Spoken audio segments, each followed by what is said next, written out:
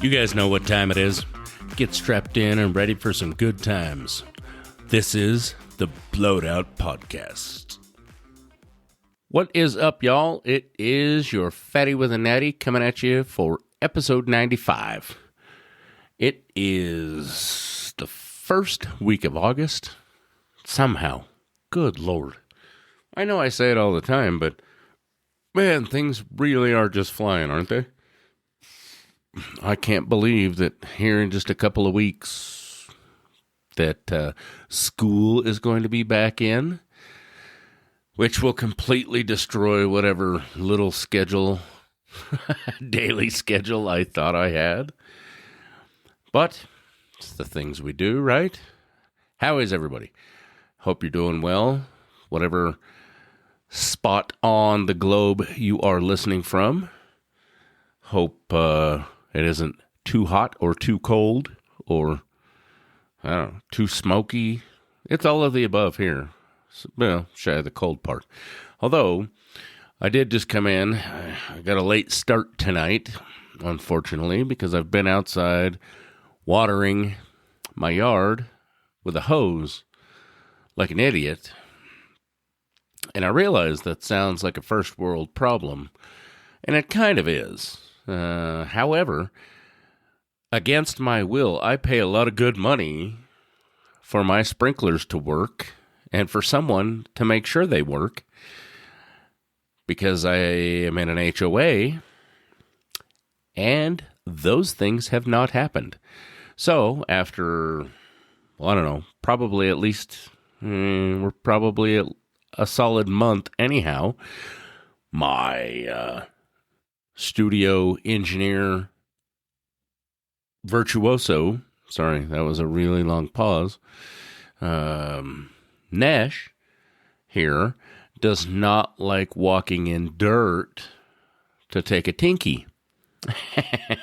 So I've been out there with a hose trying to make sure that at this point it might even be recoverable. Yes, I know grass is very resilient. Yes, I know we're in a drought, but I think dirt is a bit extreme. I'm pretty sure we could keep it, yellow and at least still grass. But anyhow, that's just a kind of a big kick in my wiener. Not that it's a big deal, but it is what it is. And certainly not the end of the world. But anyhow, what I was going to say is thankfully it has cooled off at least a little bit just for today. That the water isn't just dry before it hits the ground. It's actually really nice outside right now. I'd call it probably, low 70s, which is a lot better than it's been in a long time. However, that's fixing to ramp back up again by the weekend, of course. God forbid we have a day that's under 100, since this is just Fogden. That's now what I'm going to call it, Fogden. It's a cross between Phoenix and Ogden. Anyhow, how's everything in your guys' neck of the world? Hopefully not triple digits, unless it's somewhere that you expect it to be, which is not Fogden, by the way. I know I've mentioned that. Sorry. If you're somewhere that it is triple digits, hopefully you're staying cool at least, and hopefully it could get worse. That's at least how I try and gauge every day. As long as it could get worse, it's not the worst thing ever, right? Gotta try and find the silver lining somehow.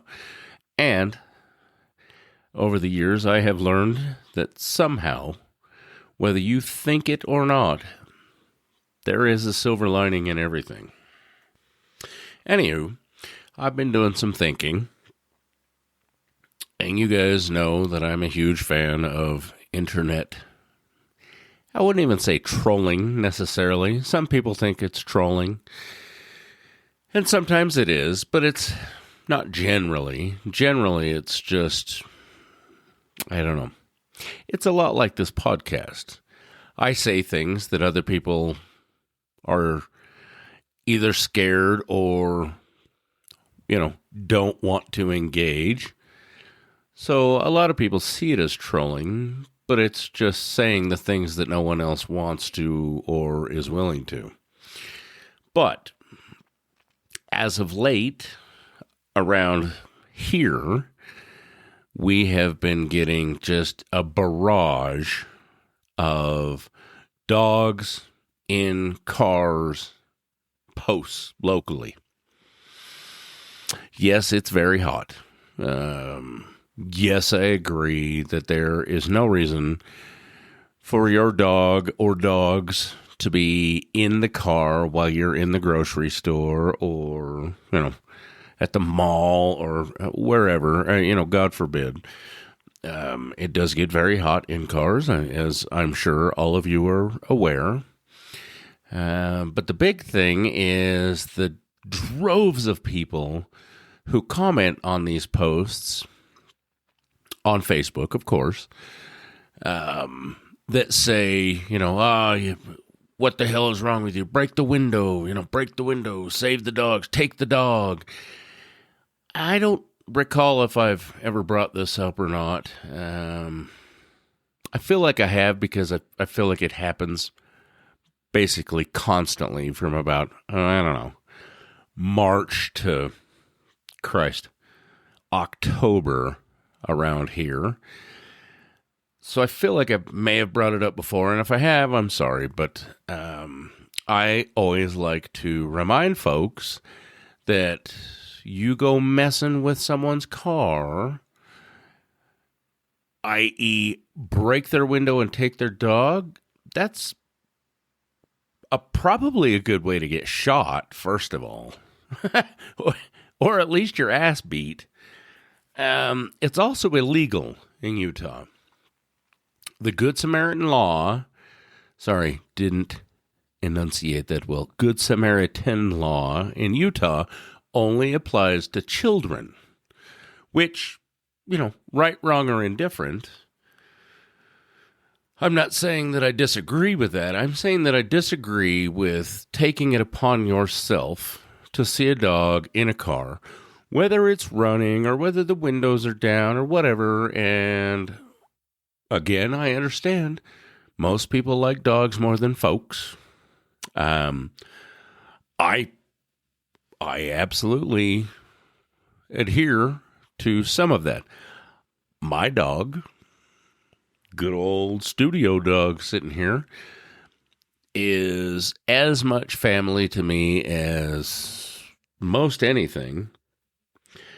And I would absolutely take I was trying to figure out how to word that right. I would absolutely lose my shit. There we go. If someone were to break my window and take my dog because they thought that I had left her in a hot car. Now, mind you, she's getting old. And a few years ago, when I was forced to sell the house, which, for those of you who keep up with the show, you know the story. I was forced to sell my last house because the judge told me so because of my first wife. The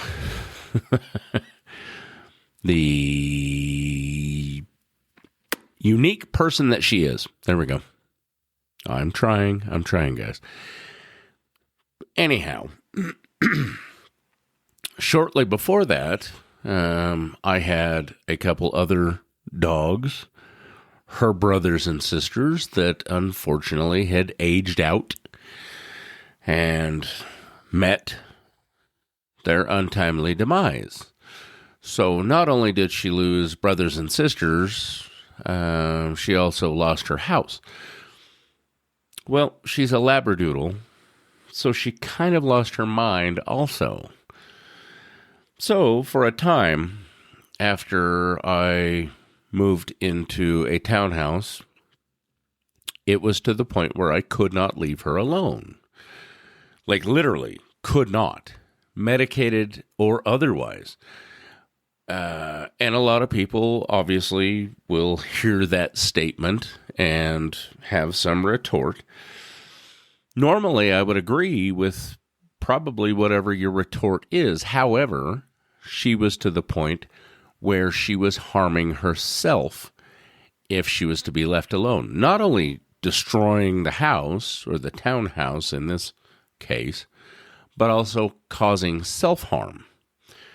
It didn't matter. I had one of those great big plastic igloo, dog carrier things, like the great big ones that I could fit in. She blew clean out of the side of that in an hour while I ran to the grocery store. No problem. No problem whatsoever. Luckily, didn't hurt herself. It was plastic. She probably got scraped up. It probably didn't feel great, but she didn't bleed out by the time I got home, thank God. So I got one of the great big steel ones. Great big, like 4x6, goofy blankets and toys and food and water, all the creature comforts and everything else.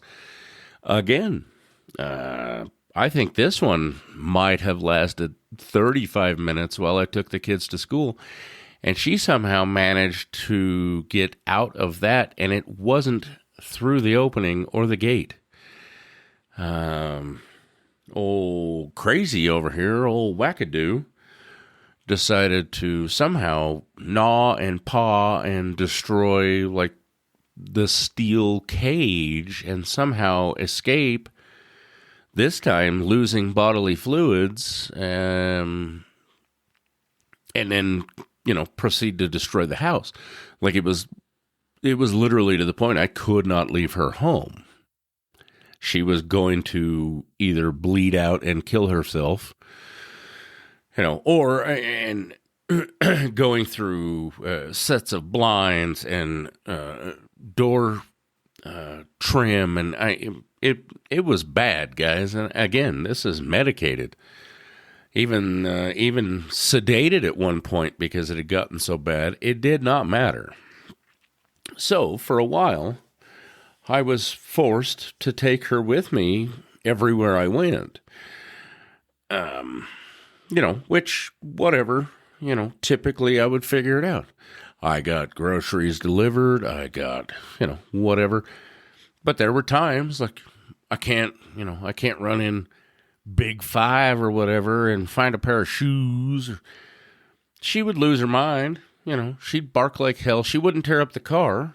She'd make a mess of the windows and bark like hell. But luckily, my vehicle, I'm able to leave running without the keys, which a lot of vehicles you can.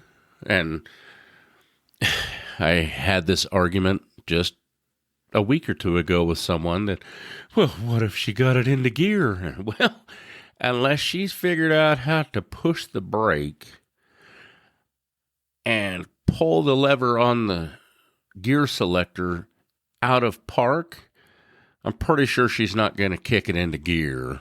It's just not happening. If you can, or if your dog is able to get your car in gear while you're not in it and it's running, then your car's broken, or you need to go on probably Maury or, I don't know, The View or some godforsaken talk show, because you're going to be a millionaire because you have a dog that has somehow managed to learn how to drive. Anyhow, long story short, everybody always loses their minds about that. And I like to, gently remind them that it is illegal. In Utah, it is illegal. I have found that California and Arizona have laws that say you as a civilian can break the window of a vehicle with an animal in it as long as that animal is in distress. Then you can't be charged. Utah, that does not apply. Utah, the Good Samaritan law only applies for children. But the other thing is, again, if my car is running with the AC on full blast, and I run in to grab a pair of shoes, which I assume at this point you guys know me well enough that I don't shoe shop. I don't shop for shit. I get the exact things I need. I get the exact things I want. When I walk in the door of any store, I know what I'm there for, and I don't have to look. Shoes being one of those, and clothes. I'm a fat bastard. You know, we all know this. So I know exactly what I want, exactly what I need. I'm in and out, and that's it. Shoes, even more so. Depending on which store, I know that I need a 14 wide, and I've already researched it. If I'm at the work shoe store, I'm in and out in 5 minutes. I've been wearing the same damn work shoes for almost 20 years. Keens, by the way. Low top, drawstring, vented, steel toe, Keens. Absolutely worth the money. I adore them. Been wearing them for 20 years. Get the same color every time. Black and gray, so they don't look dirty all the damn time. Easy peasy. Same with boots and everything else. I know that I need a 14 wide. I already know how much they cost because I've been on the website looking. Like I said, I'm in and out in 15 minutes. So if I come out and find that in 10 or 15 minutes that I'm literally in and out and my dog is sitting in my car basking in the AC that I'm not, perfectly fine other than barking and getting slobber and snot on my windows, and you break my window and or take my dog, there's a solid chance you might get your ass kicked or even shot. Now, I should be careful with that to the point that I'm not saying you touch my car, I will shoot you.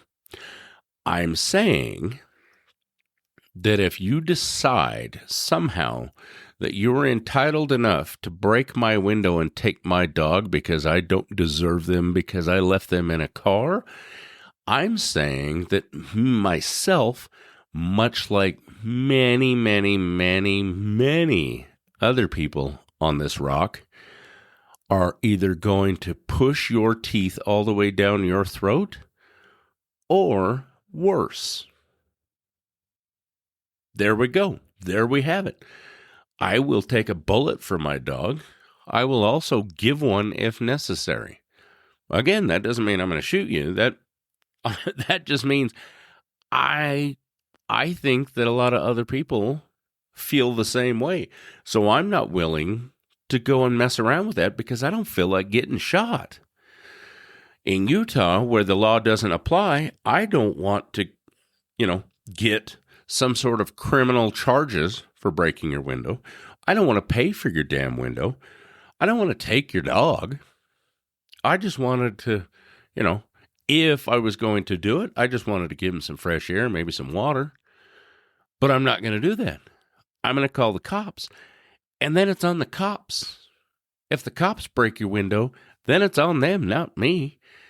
I don't know. Like I said, it goes back and forth. This goes back and forth probably 10 times a day here locally, and it makes me insane because people don't think that way. People don't think that through. People think, I don't give a shit. I'll break a window, I'll take a charge, I'll do whatever for a dog.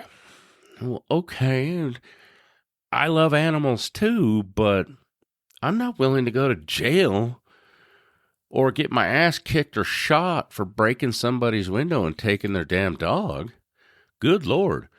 I'll go in the store and, pick up the phone hanging on the wall and figure out the code for the intercom and talk some shit over the intercom or tell somebody to come deal with it long before I'll get my ass kicked or take a bullet. That's just dumb. That's a phone call. Like I said, at least that way, then it's on the cops. You did what you could do. Unless you just really ate up, but it blows my mind how some people, and of course, most of it is just keyboard warriors trying to be, think they're saving the planet one post at a time. But It blows my mind why people don't somehow get it through their skulls that you could be shot for messing with a man's dog, especially around here. Utah, Idaho, Colorado, Wyoming, Montana. I mean, obviously, I'm sure everywhere in the world, but we're a little different here in the West. In the mountainous kind of, ranch-ish parts of the U.S., we're built a little different. Like, we don't play with that shit. Same with horses and cattle and everything else. You don't touch anyone else's shit. And why there is some crazy sense of entitlement's not even the right word, but why people think that they are somehow, unfortunately, again, for lack of a better word, entitled to touch shit because they think it's right, whether it is or not, just blows my gourd, guys. I do not get it. I'm also big on the opinion, and I'm certain I've said this before, I don't like it when you take your dog everywhere. I get extenuating circumstances. I get service animals. Not emotional support animals, but legit service animals. Again, I feel like I've literally just talked about this in the last few weeks, but that's fine. Don't take your bullshit ass puppy or your yappy little bullshit purse dog. There's no reason for that dog to be in the store with you. The grocery store, the pharmacy, there's just not. Leave the damn dog at home. Or, if it's just in your purse, okay, fine. Whatever. If I didn't even know you had it until I just happened to catch it out of the corner of my eye because it's sitting in your purse in your cart, fine. Don't care. If it ain't yapping or running around on the floor next to my food, fine. I'll even get over that. But is there actually a reason other than you want to? Or it's a puppy and you don't want to deal with it pissing or shitting on the carpet or don't actually know how to train it? Like, okay, fine. I get that. Again, if it's not yapping or running around my food, then whatever. If it's just in your purse and I don't know it, okay, fine. Other than that, if you're missing a leg or you're blind or, have severe PTSD or whatever, and it's a German Shepherd, that's one thing. Service animals are service animals. ESA is bullshit. Don't come at me sideways. I know that it's very popular. It's a thing. I love all of my animals very much also, and they are emotionally supportive to me.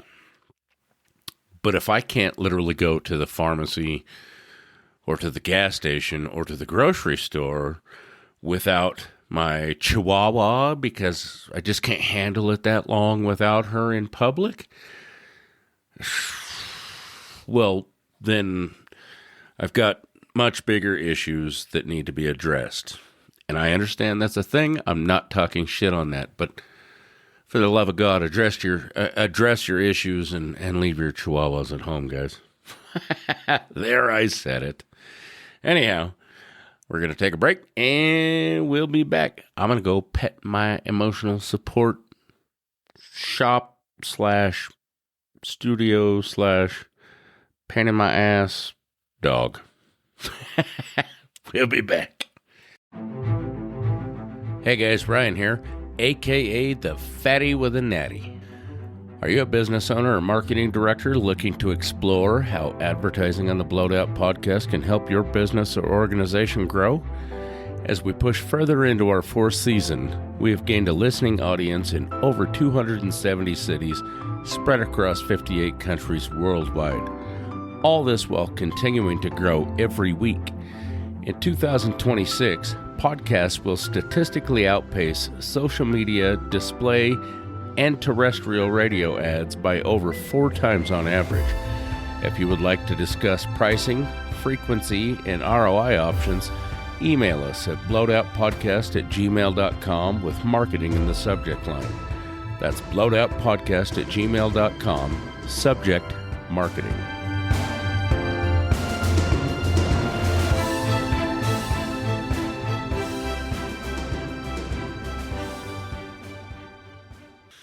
And we're back, guys.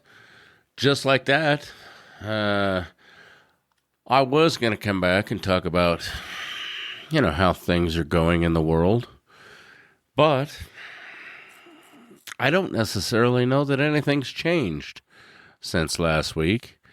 Surprise, surprise. There's another alleged peace talks. Well, not peace talks, but talks of a ceasefire and... Christ. Well, like I said, it is a new week, so we're just going to leave that mess to what it is. I think we've talked about it enough for an entire lifetime, right? I still don't see it changing anytime soon, although, God, eventually something has to, right? Something has to give. Although I did hear just this evening, last night I guess at this point, that they have dropped the charges against the reflecting pool vandals because you can't slice paint? I don't know. Who knows? The whole thing is a mess. We're really focusing on so many of the wrong things. Oh, the Fauci thing. Damn, I forgot about that. I think that's where we ended last week, if I remember right. I was going to be interested to see how the Fauci thing turned out. Well, no big surprise to anyone. It turned out like a joke. I've told you guys before, I'm a huge fan of Senator Hawley and I don't know, the two dudes that just rail everybody. The one guy that, I think it's Jay Hawley. I don't know. I'm probably getting that wrong, but I love those two dudes, Ben and Jay, I think, that just grill everybody with no holds barred. Not a big shocker that Fauci claimed the fifth from everything COVID to even the color of his tie. But I did read a few things that said if he was going to invoke the fifth for anything, then apparently he was instructed to do it for everything. That seems weird and dumb to me, but, whatever. If he was just going off of counsel's advice, so be it. I still think that eventually there's going to be a lot of this stuff that bites a lot of them in the ass. Probably all of them, truth be known. So he can do whatever he wants or say whatever he wants. I think in the grand scheme of things, it probably won't matter. Like I said, much like, hopefully, I should say, like every currently seated incumbent, I think eventually it will catch up with all of them, because they're all awful. We know this. We've been over this a million times. But we'll see where it goes. And honestly, I truly do hope that, this alleged round of talks in the Middle East goes actually to plan, or that it's actually a thing, because it just needs to be over. Godspeed to the ones who unfortunately have lost their lives recently, well, across the board, obviously, but it just needs to be over. It's dumb, and we just need to stop. Try and let everything normalize for a while, in my opinion. Let's just go back to worrying about ourselves, which, again, we've talked about a million times, and I maintain that. I think the world will be a much better place if we just worry about ourselves for a while. However, there's so much work to do in the U.S. at home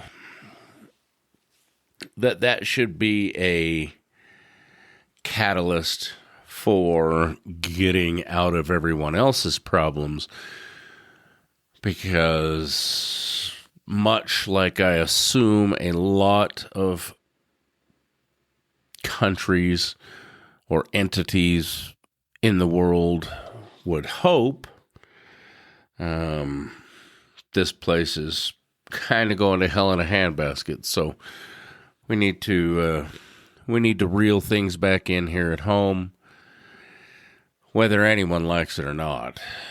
But, again, I'm only one man and I only have one voice.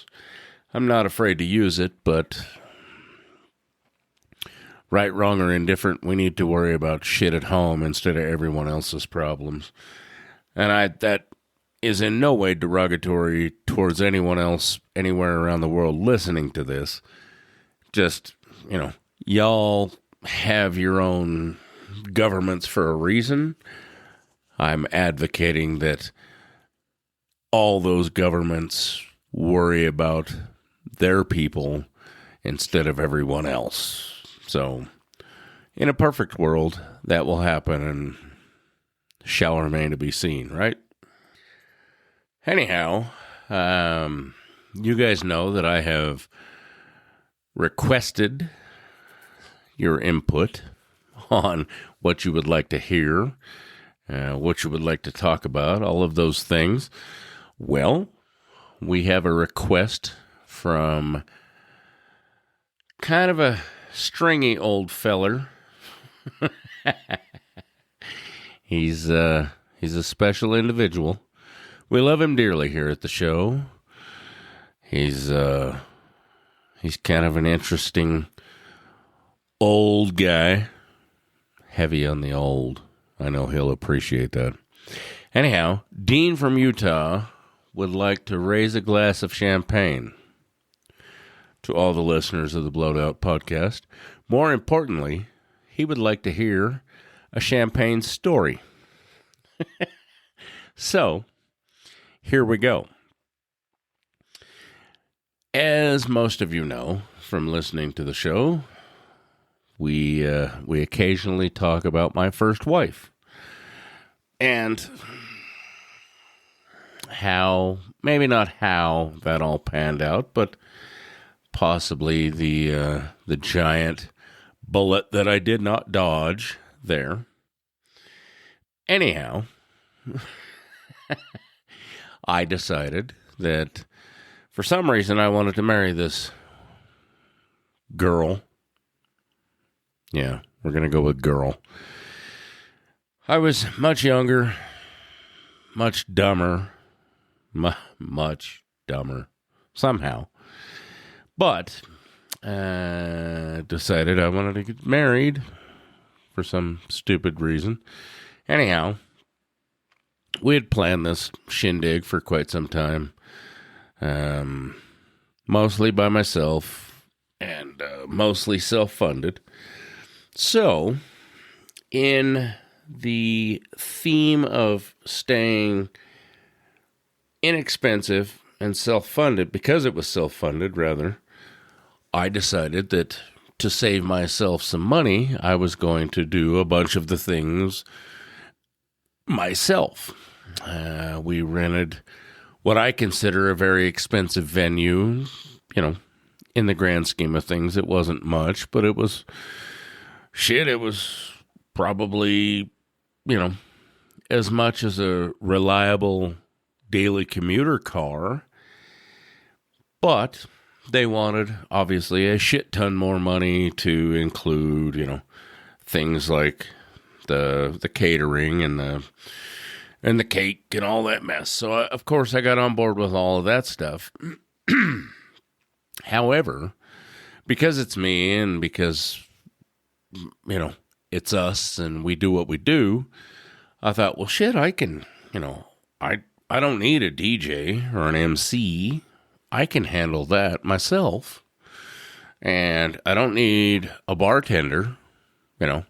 I'll just go buy a truckload of champagne, half a truckload of champagne, and 3/4 of a truckload of beer, and I'll just get somebody, you know, one of my close buddies to agree to be the guy behind the bar, or, you know, at least filling the little bullshit plastic cups of champagne and everything else, and presumably acting as though he's handing them out rather than just a free-for-all, which is what the venue required. So we do all that. I got all these cases of, you know, and it was like Cook's or, God, I don't know. I don't drink that swill, so it was, you know, whatever, cheap dirtbag champagne. And so I've got one of my good buddies, Jer, and still love him to this day. And I said, all right, bro. So, you know, here's all these cases of champagne. I said, just fill them all up. I don't care. You know, they're cold. Just fill them all up and just set them on the damn counter. And, you know, if people walk up and ask you to hand them one, then hand them one. Otherwise, just let them have it. You know, whatever. I don't care as long as everybody's having fun and it's doing what it does. So what a lot of you do know and what a lot more of you do not know is I have a stepbrother with Down syndrome. I probably have mentioned him at some point, but just in case. He is... Sorry, had to take a drink and think about it. He is, Lord, I think 46 years old this year, 45 or 6 years old this year. Amazing human being. I love him with all my heart. He is fantastic. Genuinely one of the happiest go lucky people you will ever meet in your life. He decided, you know, that, well, it was his brother's wedding. So we were having fun, you know, we did all the gross part where I said I do and all that mess, and now it was time to get down. So I went over and I pushed play on what I recall to be a Zune at the time, which is kind of a fun fact. Some of you may or may not remember or even know what a Zune was. It was a Microsoft iPod, basically. And actually, that's not true. It just completely triggered in my brain that I had made a series of 10 CDs that were, you know, completely customized for the occasion, so I could just let them run, and then every once in a while talk over, you know, grab the mic and talk or whatever. So anyhow, it was time to party. You know, it was the reception at this point, and you know, everybody was starting to get some drinks and some champagne and have some fun, and there was great tunes, of course. You know, they were curated by yours truly, so of course they were fantastic. But so everybody's dancing and having a good time, and I'm going around, you know, of course I'm bebopping around like a chicken with my head cut off, trying to meet and greet and say hi and thank you and everything else and hug and pictures and blah, blah. But I keep thinking to myself, well, well, that's weird. My stepbrother is, I mean, not weird, but like, damn, he's out there just having a ball, and he's dancing with the ladies. Like, he's got 2 or 3 chicks out there, and he's just going to town. And granted, this was, oh Lord, like 2005. So, much younger, much more spry. Not that he has slowed down at all. He looks a little older if you know him, but otherwise you wouldn't really know. But I keep thinking, damn, he's just out there having a blast. And then somebody, and I believe it was Dean, the guy who requested this story, comes over and peeps in my ear and says, hey, is he supposed to, and I don't know why I'm withholding his name. In the grand scheme of things, it probably doesn't matter, but just in case, just in case. He says, hey, is so-and-so, supposed to be drinking? And I remember thinking to myself, and granted, it's my wedding. So I'm probably 15 beers deep at this point, 20 beers deep, who knows? And I remember thinking to myself, what? What do you mean is he supposed to be drinking? No, God, why would he be drinking? And I look over, and sure as shit, he's so red in the face, and, it's not like he's breakdancing, but he's getting his boogie on. He's having a blast. And I remember thinking, no, he's not drinking. So I make my way over to the bar to talk to my pal Jer. And I said, hey, man, and I can't keep saying him. Sorry. I said, hey, has Casey been drinking? And he says, what? Who? I said, Casey, my brother. He says, oh, yeah, bro, he's been hammering this champagne back like nobody's business. And I remember thinking, oh, my God, what? He says, was he not supposed to? And I was like, well, I mean, I don't know. He's old enough, but like he probably shouldn't. I mean, I honestly, at this point, I had no clue. I had no clue that he was. I had no clue if he should or not. I mean, in all fairness, he was raised, trying to think how to put this.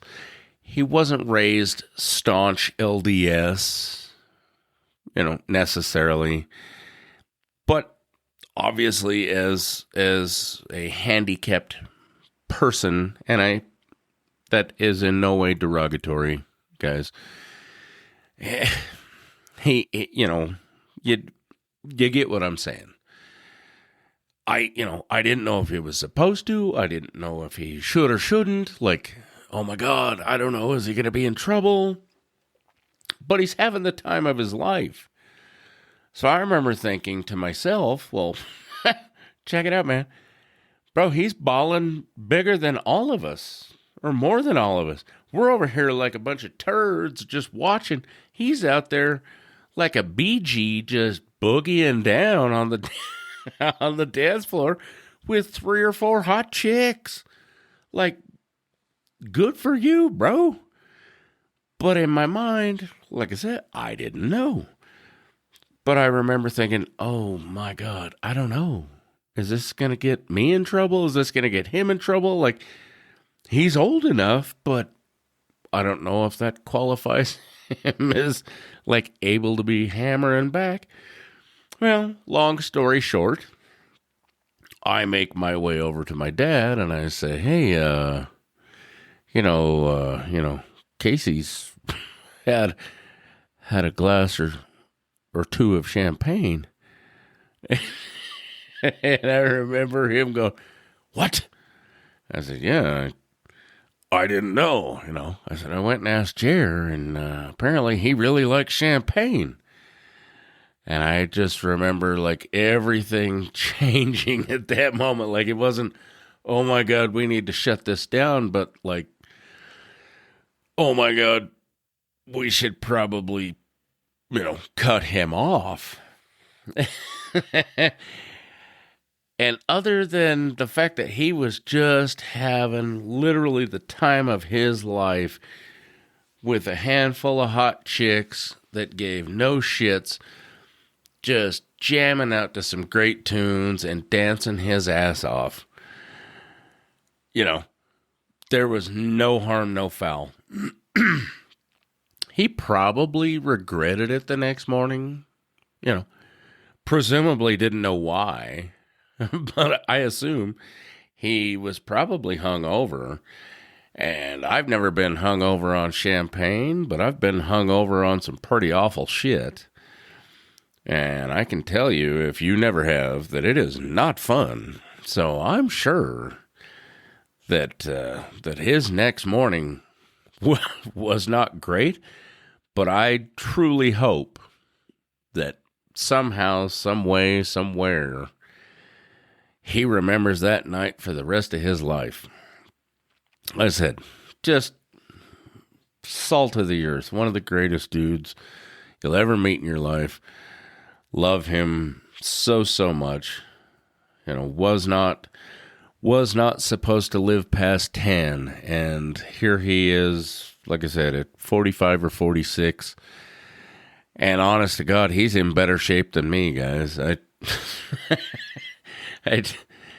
He's an anomaly, and in all the best ways, and I truly hope that he outlives me.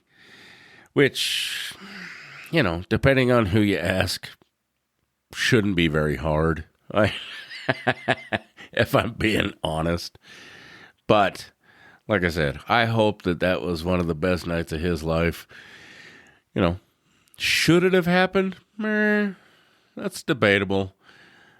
But damn, he had a good time. And once we figured out what was actually going on and why he was having so much fun, yeah, we kind of had to put a little curb on it. But by damn it, at least I can say that I know that he has lived, every bit as good as any of us ever. So there you go, Dean. There's the story of the champagne. Shame the whole wedding thing didn't turn out the way it was supposed to. But apparently I wasn't the right boyfriend. The other boyfriend, yeah, it is what it is. But like I said, good times either way. No regrets, and I don't think anyone else does either. At this point, or at that point even, what's it gonna hurt? Shit. Let the guy live. Everybody's got to live a little, right? Everybody's got to let their hair down at some point. We've all done it. And if you haven't, or you haven't done it in a long time, let it down. Life's too short. Everything's too unstable. This rock could implode at any minute. So you might as well have a blast every damn chance you get, right? At least he isn't, laying awake at night worrying about how to pay the damn bills, or if he's ever going to be able to retire, or any of the godforsaken stuff that the rest of us have to worry about constantly, or at least the most of the rest of us. To hell with it. Like I said, life is short, guys. Let your hair down. Sure, it hurts now that we're older, but to hell with it, right? Tomorrow's never promised, or not promised. I forget how the saying goes, but you know what I mean. Tomorrow's not promised, and today is inevitably going to end. So have fun. Get out, touch some grass, go camping, go fishing, drink a beer. I don't know. Throw shit in the fire. I don't know. Pee in the woods. I don't, do something. Do a burnout. Do something. Skip, vacuuming to go do something fun instead. I realize it sounds dumb, but I think you all get what I'm saying and understand where I'm coming from. Do I need to vacuum? Yes. Can I vacuum tomorrow if tomorrow happens? Yeah, I can do that too. I should go do the thing. I should go, play with the horses or catch a fish or do what the hell ever today, because the vacuum will still be there tomorrow and the carpet will still need to be vacuumed. So, to hell with it. Anyhow, I have definitely done enough rambling for this week, guys. I would like to make some big announcements, but I'm not 100% on the details just yet and don't want to take liberties. So I'm going to have to keep you waiting. But there might be some big things coming soon, very soon. Anyhow, give a shout out to our partners, Evolution Design Works and Fine Finishes. Yeah, I'm trying to think of what else. Shit. I'm not sure how I almost completely forgot. But for those of you, I don't know how far the news reached in the world. But yes, the Johnson Canyon fire in Box Elder County, Utah, did burn our hill. It burned up all of the face of the X12 hill. It's kind of a kick in the ass, but as we all know, fire does great things for vegetation. It did get a bunch of the trees.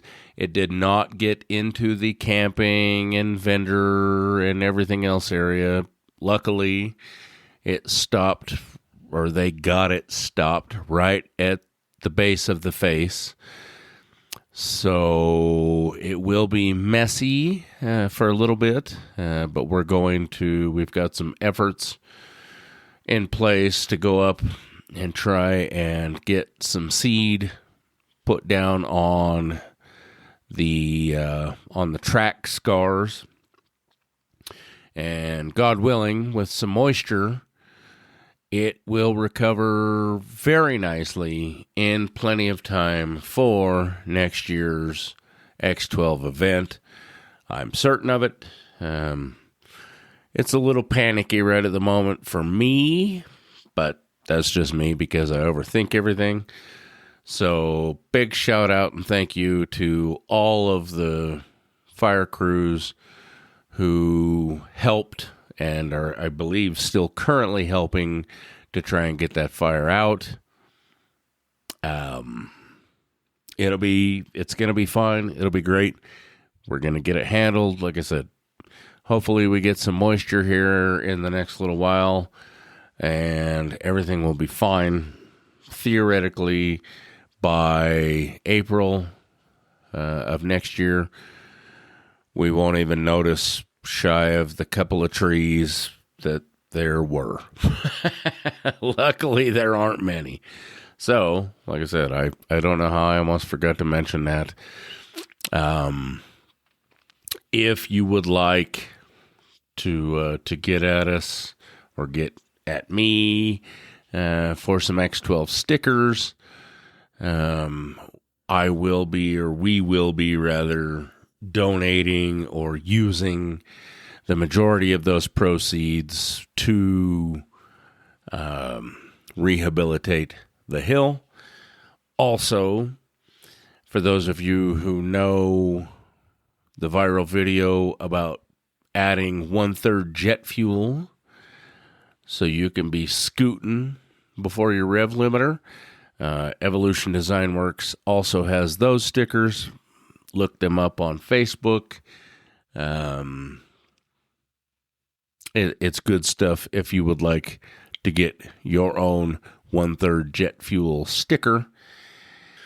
As always, guys, keep your heads on a swivel. The crazies ain't getting any less crazy. Try and be good to one another. All trolling and everything aside, for the most part, I'm just talking shit or trying to impart some sort of wisdom that I have gained the hard way. Maybe save somebody the trouble of having to learn it the hard way. What is it? Try and be good. Love one another. Try and do a little good in the world. Watch your back. Watch everybody's back. Tell everybody to have a listen. Hope you guys continue to do well. Have a great rest of your week. And we'll talk to you real soon. Okay?